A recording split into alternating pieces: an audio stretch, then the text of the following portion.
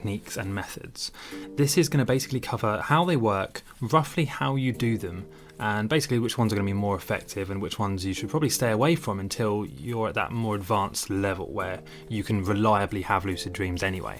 So the first one is the wild. Now the wild stands for the wake-induced lucid dream. This is basically a technique for beginners and advanced lucid dreamers. However, it does require a bit of focus. You're going to need to be able to learn how to meditate. So the way it works, the wild technique, what you do is and you can do this when you first go to sleep, or you can do this in the early hours of the morning.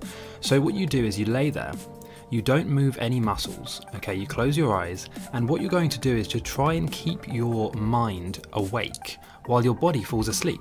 So this happens to us, our bodies fall asleep obviously every night, and what happens usually is our bodies enter what's known as sleep paralysis, where it basically paralyzes your muscles and makes sure that they can't move.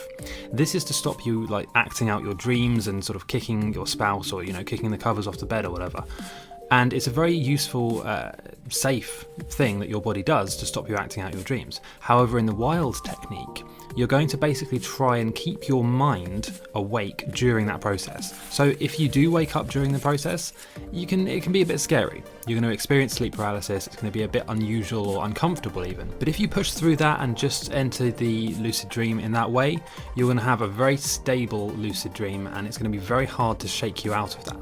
So the wild is an interesting technique for beginners. However, I would advise looking at some of the other techniques, especially if you've not been meditating, and especially if you're completely new to this and you've never lucid dreamed before in your life. The second one is probably one of the most commonly known techniques, and that is the wake back to bed technique. This involves, as the name suggests, setting your alarm for the early hours of the morning. We experience the longest period of REM sleep, which is rapid eye movement sleep, in the early hours of the morning in our last sleep cycle.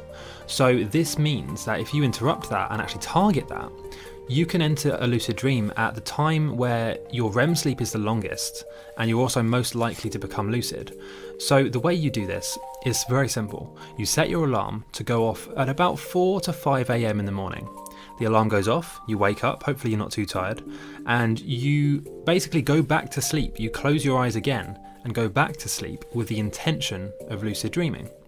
It's very simple. However, to actually get this to work properly, it might take a bit of practice. It's not going to probably work the first time you try it, but if you do practice it a few times, you're going to have some very good results with this, and it's going to give you some very vivid and stable lucid dreams. So a few things to remember with the wake back to bed technique is that you need to set your alarm for the right time. The only way of doing this really is to sort of track your sleep cycles and roughly when you wake up. And then what you want to do is you want to work out roughly 90 minutes before when you naturally wake up. That is to say, without an alarm. So track your sleep for a few days, maybe up to a week even, and write down your wake up time, as in when you wake up without an alarm, work back 90 minutes and then set your alarm for about then. When the alarm goes off, it will be hopefully just before you enter your last sleep cycle of the night, and at that time you can just basically enter a lucid dream directly. Use the wild technique and just lay down, go to bed and fall asleep again with the intention of lucid dreaming. Just keep telling yourself, I will lucid dream, or I am lucid, or I will control my dreams.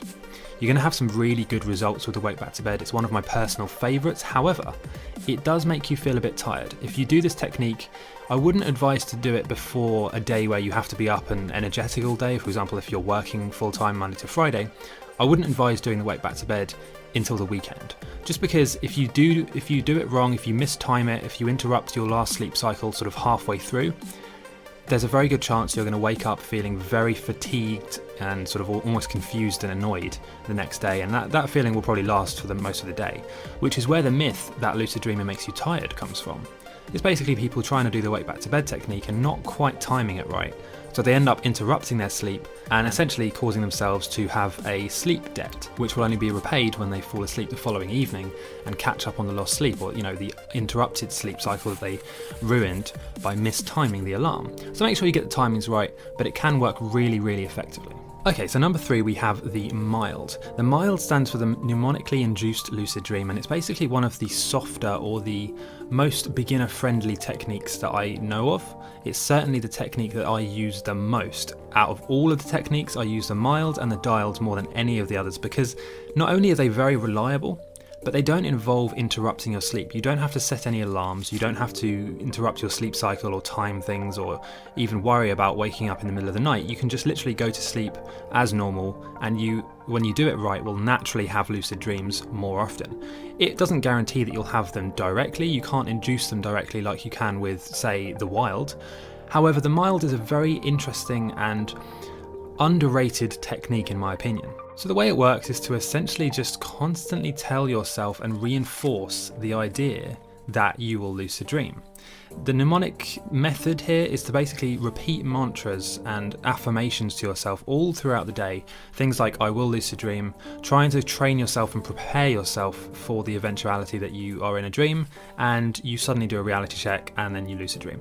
It goes without saying, by the way, that all of these techniques in this video require you to do the basics, which are writing your dreams down in the morning, meditating for about 10 minutes in the morning as well, and doing reality checks throughout the day. I do have other videos explaining these things. Just check the description or just go on my channel and have a look on there as well. So number 4 is the S-Siled. I don't know quite how to pronounce that because there are 2 S's. It stands for the Senses-Induced Lucid Dream. And it's a very interesting and fairly new technique actually. So the way it works is it's an elaboration of the wake back to bed technique. You're going to set your alarm as you would with the wake back to bed, and you're going to wake up and then go back to sleep with the intention of lucid dreaming. However, when you go back to sleep with the intention of lucid dreaming, you're going to basically focus on all of your senses one by one. So you're going to go through and basically as you're falling asleep, you're going to first focus on what you can hear.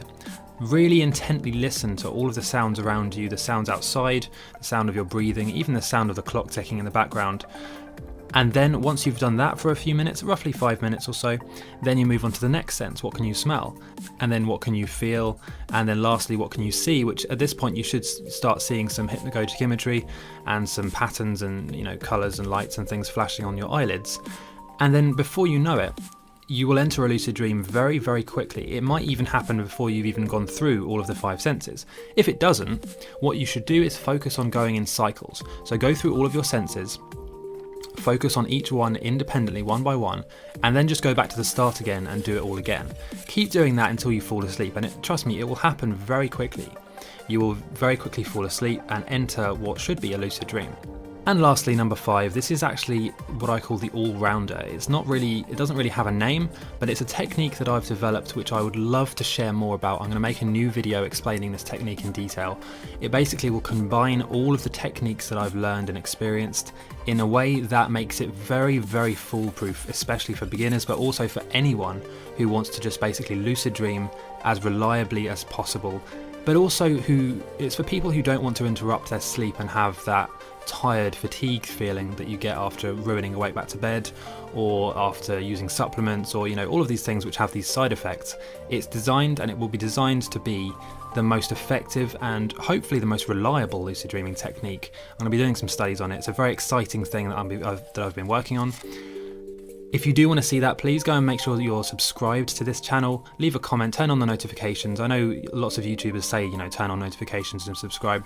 It really does help us out, and it also helps you out, because if you don't do that, you just won't see the future videos.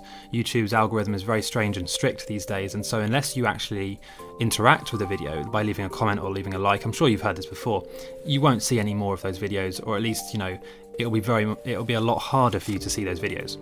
So if you did enjoy this video, it will be a huge benefit for you to subscribe, leave a comment, and just let me know what you think of this video and what techniques you think I should cover in the future. Also, if you do want to learn more about those techniques, I do have videos explaining exactly how to do all of those techniques. Just click on the links in the description, or if you wait till the end of this video, there should be some pop-ups with related videos or, suggested videos that I have also made as well.